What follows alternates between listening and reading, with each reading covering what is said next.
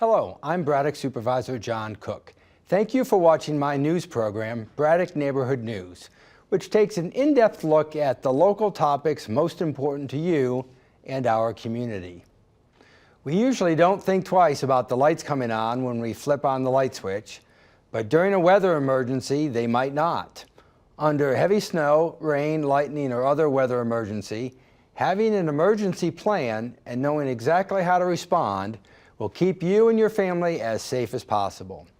This month, I've invited Emergency Management Coordinator Seamus Mooney, Assistant Coordinator Suleiman Brown, and Jim McFeeters, a volunteer instructor for the Community Emergency Response Team, or CERT, to come on BNN and tell us about their mission of preparing the county for disaster. So I want to thank you all for coming on the show today and for all that you're doing for the community. Thank you. So Seamus, tell us a little bit about the Office for Emergency Management. That's you do a lot. You got a lot of stuff under your purview, and tell us a little bit about that. Sure. Our office is basically there are 17 people that work in the office, and we are responsible for working with all the agencies within the county, all of our partner organizations in the municipalities, as well as the state and federal government. We coordinate the mitigation, response, and recovery for the county. And in our agency, we have basically 3 departments set up. One is finance and administration, one is outreach and operations, and the other one is planning and exercise.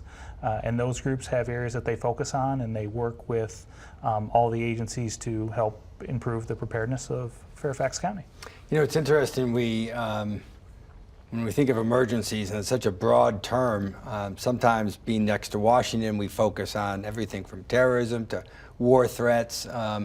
We tend to think that maybe we aren't the center of a lot of weather events, but we are. Big snowstorms, sometimes tornado warnings and that kind of thing. Suleiman, you've been with the county for a while. You've seen a lot of these things. What are the major types of events that you plan for?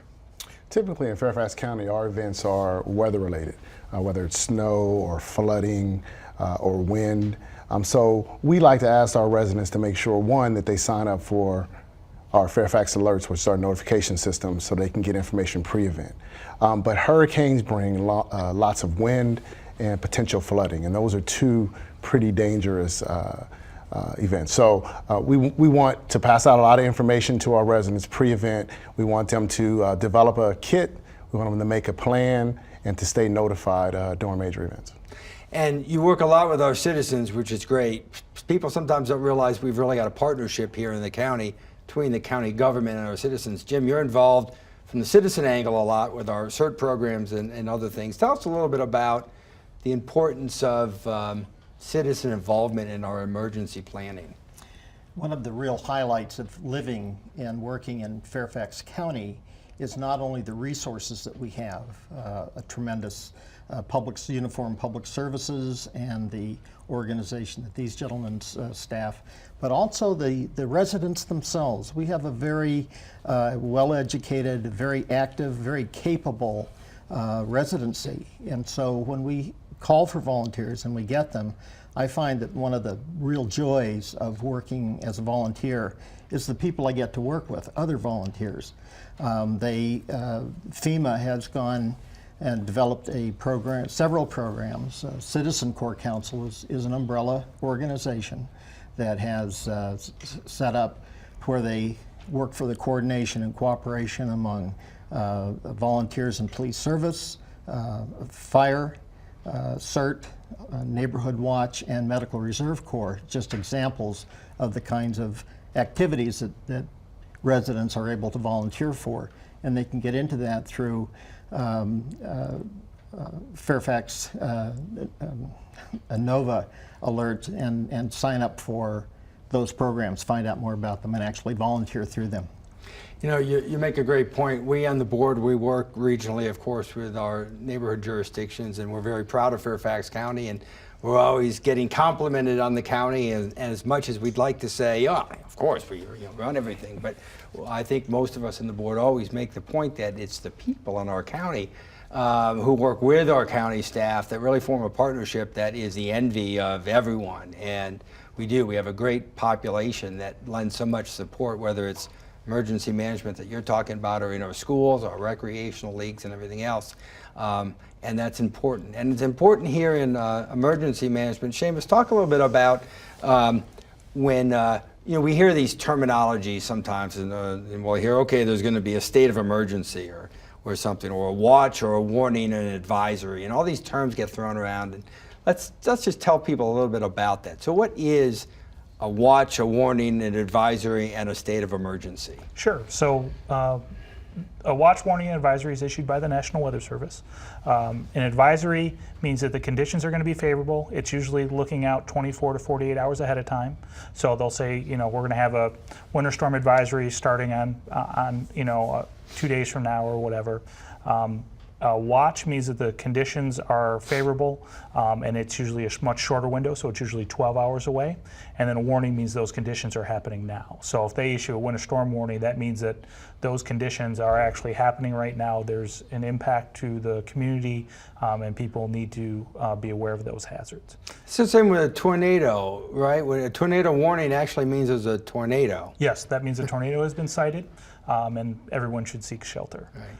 And a watch just means the conditions are favorable, and it'll give you a time frame. So the watch will end at, 3 hours from now or whatever. So that's the window in which that's favorable.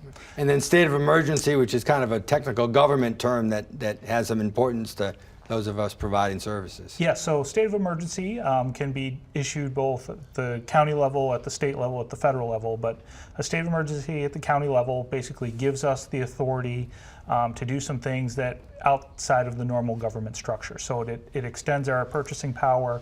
It allows us to do restrictions on the roads for travel, those kind of things. At the state level, it also gives the governor extra power to waive hauling requirements. So, snowplow drivers can be out on the road longer, things like that. So state of emergency just gives the government more power than they would have on a normal day. And when an emergency does come, and we go through kind of in our response some phases, and really the first phase for people to understand is that people need to be prepared themselves to handle that first thing. When something happens, the government's working to get our resources marshaled and organized and together. So there's a period of time that I won't say people are on their own, but we hope that they're prepared to handle some time for themselves. And Suleiman, you want to tell us a little bit about that? Yeah, that's a great question. What we do in emergency management is go out and talk to the residents on a weekly basis. We give presentations about emergency preparedness. We pass out sample kits of things that they should have in their kit. But we also talk to them, again, about Fairfax Alerts, and that's a notification system that the county provides to our residents where they can receive weather information, traffic information, information about government closings, school information to stay informed pre-event.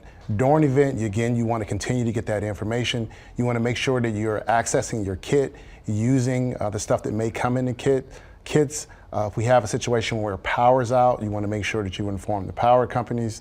You want to make sure you have flashlights and items such as that to be able to survive for about 72 hours if you can. Yeah, so a 3-day process, and you don't have to sort of go to the store and look for something that's called emergency preparedness kit, but get a box at home and put some stuff in it. So what are we looking at? Water and yeah, you want to have batteries? Water. You can buy the gallon water sizes or the plastic bottles. You want batteries. You want food that lasts for a significant amount of time. Canned goods.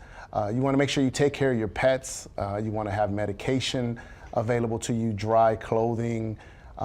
Items that you would need during an emergency, things that you don't normally use. And I want to make it clear also that you want to check that kit periodically. So you don't want to just leave it down there for 2 or 3 years and not check, but you want to go back and make sure that everything is good and that the dates are still going on. Right. And you mentioned Fairfax Alerts, so how do people sign up? Again, good question. With Fairfax Alerts, as a resident, you can go to fairfaxcounty.gov/alerts. And you can register. It walks you through the process of signing up for whatever alert you feel comfortable with and however you want to receive that information, whatever device you want to receive it on. And then click sign up, and then you will start receiving that information. Right. And during that first 72 hours when you've got your emergency kit after something's happened, and Seamus has the government's organizing and we're getting out all our folks in the streets and we're preparing paths to get trucks through and stuff. Jim, that's the time period where we really need people to help each other out in the neighborhoods, and that's kind of where some of the stuff that you work on comes into play. Right, and in the CERT training that is provided free in the county, it's a FEMA program that's funded down through the state and into the county. The training is free, about 25 hours of everything from first aid, preparedness, chain of command, communications, and it allows us as neighbors, and the theme that we're developing our niche is neighbors helping neighbors. So we've got a terrific organization of uniformed public safety people, but if they can't get to us because the disaster has been so sudden or so severe, for those first 72, 96 hours perhaps, we're going to be on our own until they can get into our neighborhoods or until they can prioritize to get to us. So the trained CERT person is in a position to help their neighbors. And so much of that takes place well before the event. Every week we're involved in something where we're working with the neighborhoods to develop our neighborhood teams. And sometimes that's just communications. It's the kind of thing with the snowstorm. We all know who the elderly are in the neighborhood who might need help shoveling out. And people are on tap to go do that. It's just who we are as a community. Another case when a tree, one of those great Bradford pears, breaks down and falls across somebody's driveway. You can count on the fact that there's going to be some people coming out with their chainsaws. This CERT program is a formalization of that attitude and that participation within the community. And it's a great program, and in my neighborhood I think we have more CERT trained people than maybe any neighborhood in the county, because we just happen to have Jim Sebecki, who's our hero in our neighborhood, doing that, but other neighborhoods as well. And I guess a couple things. One is, of course, our CERT folks not only are getting trained, but part of what they do is, as you were saying, go out and learn who it is in the neighborhood who might need some extra help. But people in their neighborhoods ought to know who their CERT folks are, so they know who to reach out to. And if they don't know, that could mean one of two things. It could mean that we need to connect that person with their CERT volunteer, or it might mean that there's an opportunity for them to become the neighborhood CERT volunteer. Absolutely, we are always recruiting. There are classes going on continuously. Right now, I believe there's 4 classes in session. Some at the Fire Academy, one just finished up over at Fort Belvoir, one at St. James High School, or St. Louis High School rather. And so these classes are going on continuously. It's very easy to sign up. Again, Fairfax County CERT, if you just search that, it'll pop up, the site will pop up. Very easy again to register.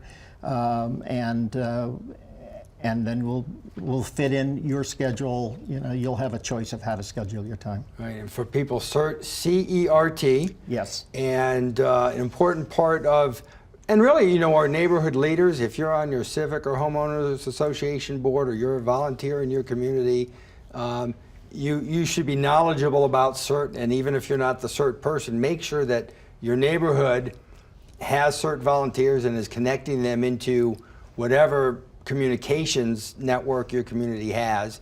And that's another way that somebody who says, yeah, I want to be involved in this, I can't do 25 hours of training, people can help by just connecting their CERT volunteers in their community and maybe being one of those communication hubs. That's absolutely correct.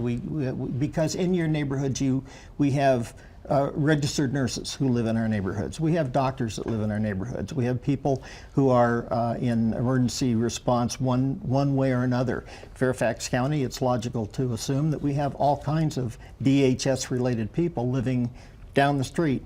If you go down and you start knocking on doors and introduce yourself, you find out what's going on, and they find out that you're there. That's how we get a lot of our recruiting people. But just knowing who would show up on your street, who would come out to help, who would be that person that comes out with a chainsaw to help cut up that tree. Those are the kinds of people. And it doesn't have to, it's not terribly formal.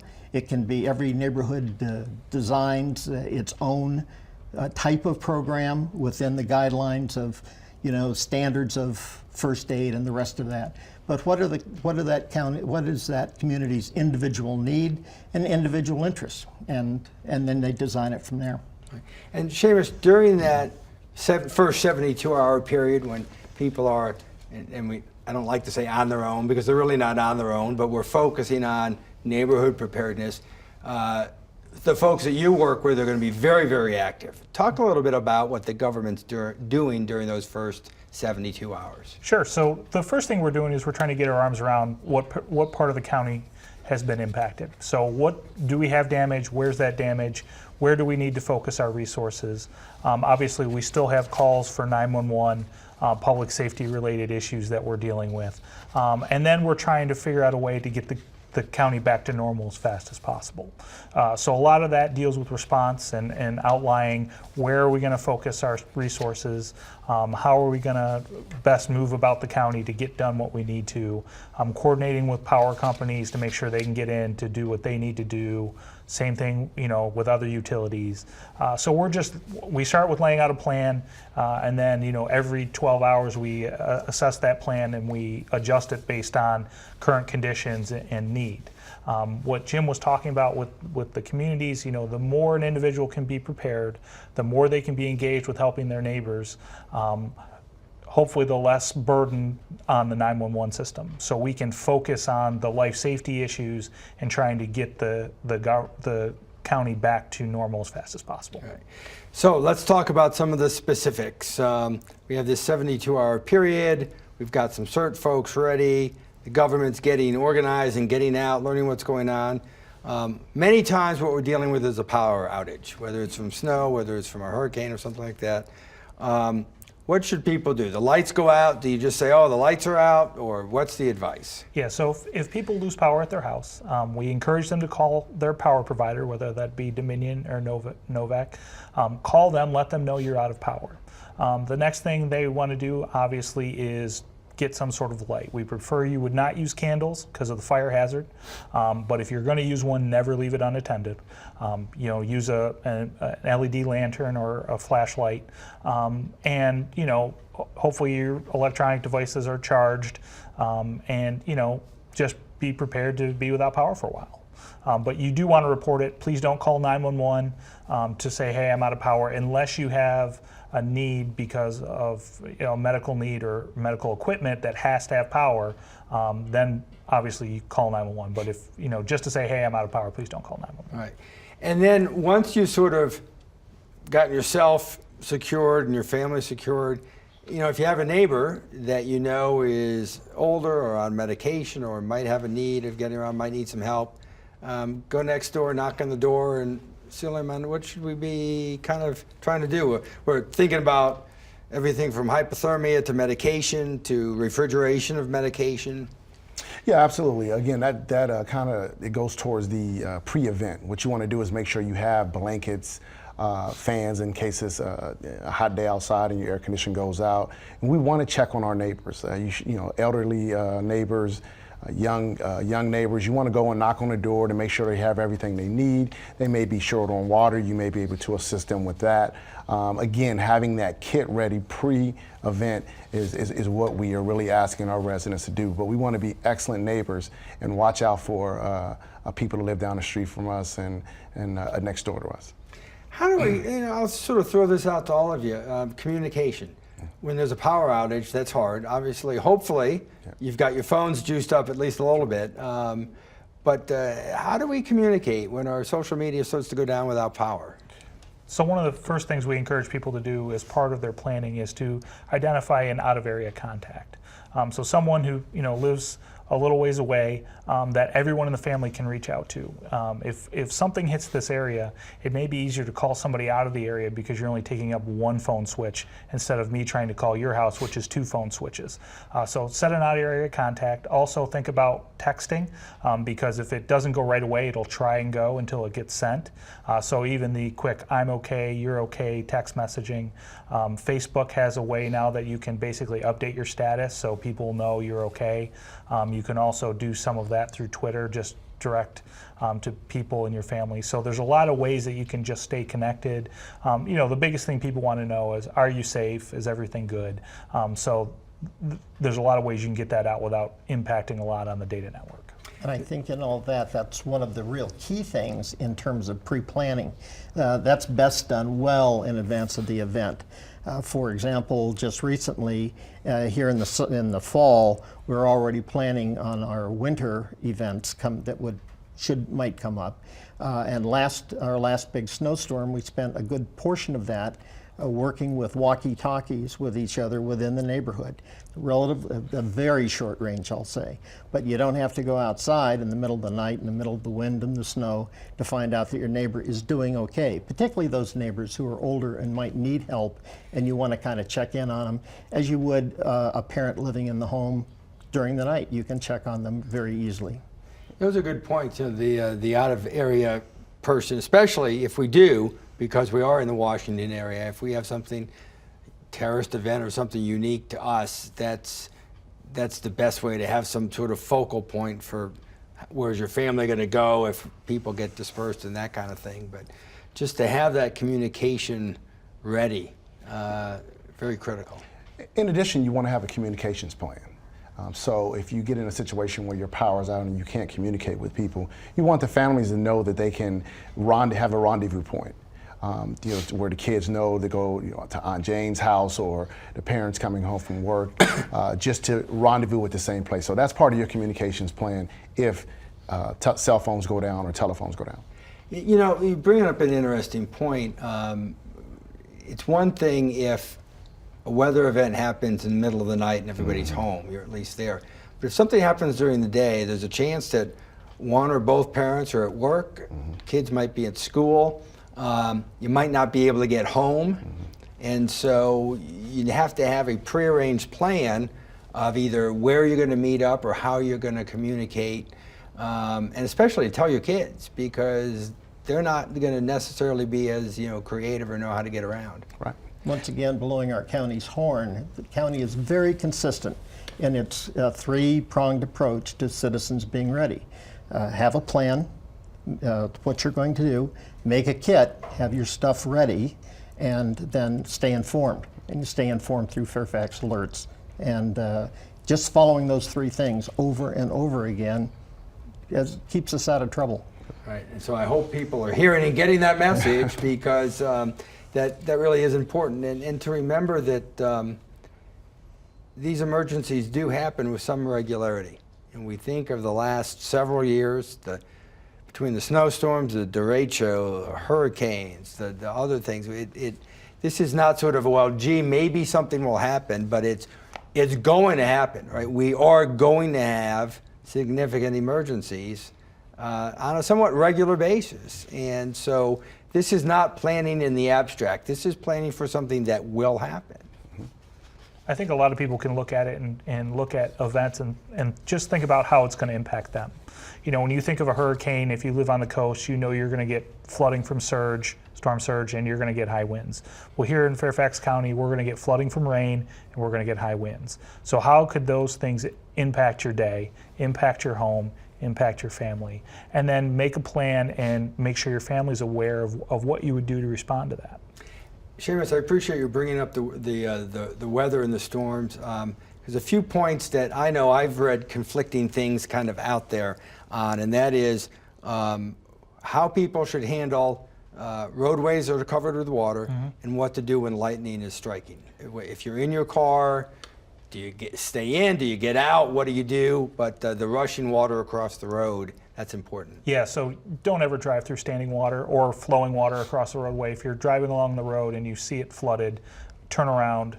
Don't drown, that's the big campaign. But even 6 inches of water can knock over a full-sized adult. 12 inches can move a car. So, and you don't know what the shape of the road is underneath it. So you could easily drive off into a ditch. The road could be gone.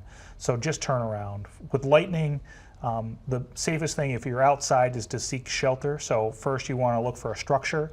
If you can't go into a structure, then you can go into your car. But you don't want to hide under trees. You don't want to be the highest point out in an open field either. So the best thing is to find somewhere to seek shelter. Right. And we've just got about a minute left. We talked a lot about CERT. Let's talk just for a second about Citizen Corps and tell people what that's involving, Jim. Well, the Citizen Corps is the umbrella organization, comes down through FEMA, and it's the county's way of coordinating and communicating between major response groups. As I said, the CERT and the Medical Reserve Corps, police and fire are all part of that. but also Boy Scouts, Red Cross, and others. So they deal at an executive level with those agencies. For people who want to get down, then drill down and actually participate in those programs, there are hyperlinks that once you get into the Citizen Corps Council, you can click on that, find out how to volunteer. And using CERT as an example, it's free training. It's not just the initial training, but it's a great deal of follow-on training so that you can stay with this for a long time and continue to learn.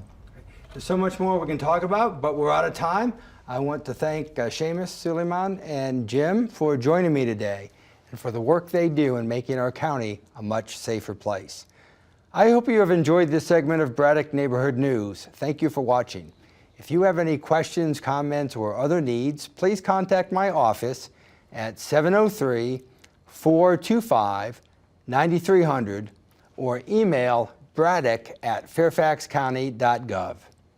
Tune in next month for another edition, and please remember to volunteer your time. Our community needs you.